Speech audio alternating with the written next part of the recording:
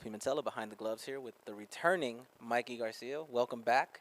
Obviously, you're going to tell me you haven't been gone, but you know what I mean when I say welcome back. How does it feel to be back in a training camp, getting ready for a fight, and it is so close? We're about 3 weeks away from it. How do you feel, man?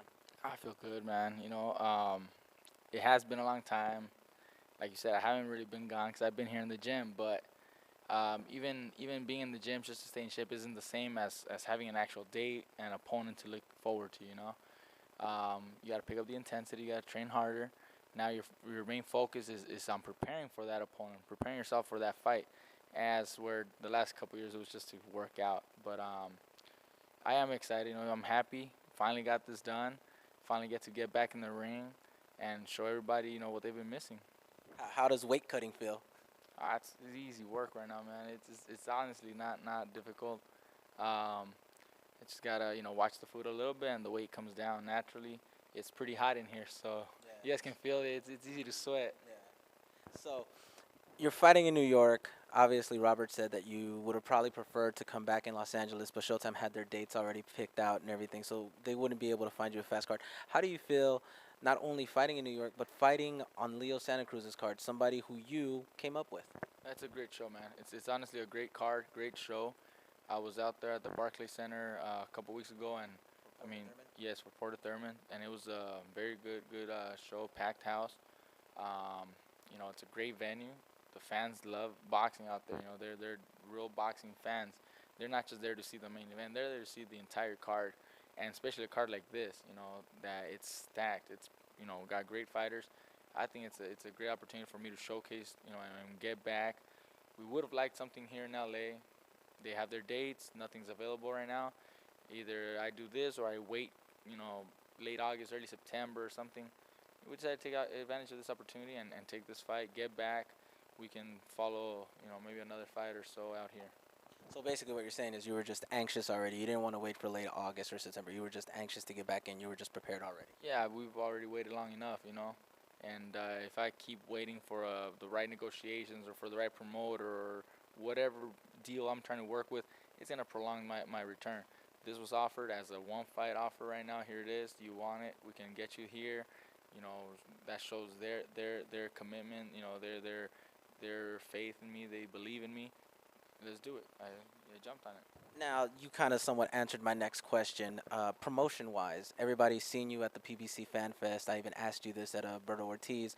Are you a PBC fighter? Are you going to be a PBC fighter? Are you under Al Heyman? Now we see you fighting on a PBC card, but as you said, it's a one-time deal. We've seen Mayweather actually here at the camp. We've seen him court you as much as he can to actually get you to sign. How have all the other promoters worked? And again, how has Mayweather been towards you? Like everybody shows interest. Everybody showed interest. And as soon as they heard and saw that I was finally released, everybody seemed to start calling, phone calls, visiting the gym. People that I didn't know exactly what kind of position or role they were playing with other promoters. They were approaching me as advisors, managers, or telling me that they work with all these different promoters. I can help you this, or I know the networks. Everybody was showing interest. Floyd came down here a couple times.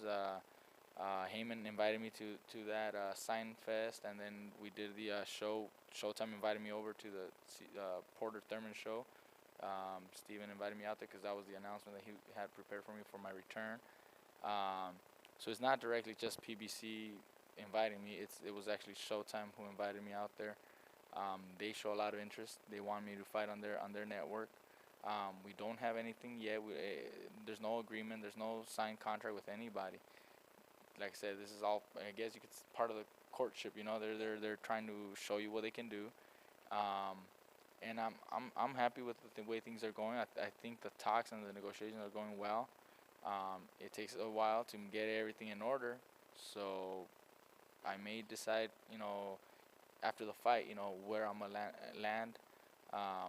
But I may also start my own, company, my own promotional company. I got the approval, and we may partner up with somebody. I may do a co-promotion. We don't know yet. We got to see what's best for me. All right, let's talk about July 30th. Your opponent, Elio Rojas. You're fighting at 140. Your thoughts on coming back at that weight? And then, like you said, you're going to campaign at 135. But why at 140? Well, this first fight was, I mean, we decided to do a 140 because we didn't know how well I would drop the weight. Even though I was never too far off, in weight, I never, went and blew up.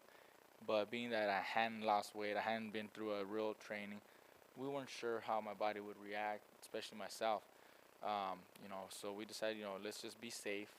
There's no need to come down all the way to 135 if there's no title at stake or no elimination bout or nothing like that. So we asked for a 140-pound limit. The opponents that were mentioned, some were not approved, some didn't want the fight, and Elio was there, willing to do it. So that's why we landed on Elio. Let's talk about your return again. What fighters are you basically putting on notice, letting them know, hey, I'm coming for you. I want this, I want that. As soon as you get past this Elio Rojas fight. Well, after this fight, I want to come down to 135. The champions know who they are, and the one that I kind of pick over the others, and the only reason why I do that is because he's holding the WBO title, which is the title that I want. I was champion at featherweight and super featherweight for the WBO. I want the WBO at the lightweight division. Anything else you got to say for the fans who have been basically behind you for these last 2.5 years since your last fight and are eager for your return and eager for what's coming in the second half of your boxing career? Well, to them, many thanks. A lot of thanks to all the fans supporting me. Throughout the 2 years that I was out, you still showed a lot of love and support, and for that I really, really thank you. And I guarantee you guys, you guys are going to remember me most from this point forward. You're going to be able to remember and show off the kind of fights that I'm going to be able to give you guys, the accomplishments that I'm a win, and just the biggest part of my career is what's coming. I mean, what I accomplished in the past is not, this is only a little taste or a little sample of what I'm about to do, and I really believe that you're going to remember me most for what I accomplished from this point forward. So for that, thank you. Well, thank you for your time, Mikey. Thank you always for, inviting us to your gym, having fun, seeing you work out and everything. Thank you for clowning around with me all the time, too. But, yeah, Fernando Pimentel for Behind the Gloves here, saying we'll see you July 30th at his fight, at all the fights. And here's Michelle. Hey, fight fans, if you haven't already subscribed to our channel, make sure you go ahead and do so, because Behind the Gloves is worldwide with our coverage. All you have to do is click this little link right here.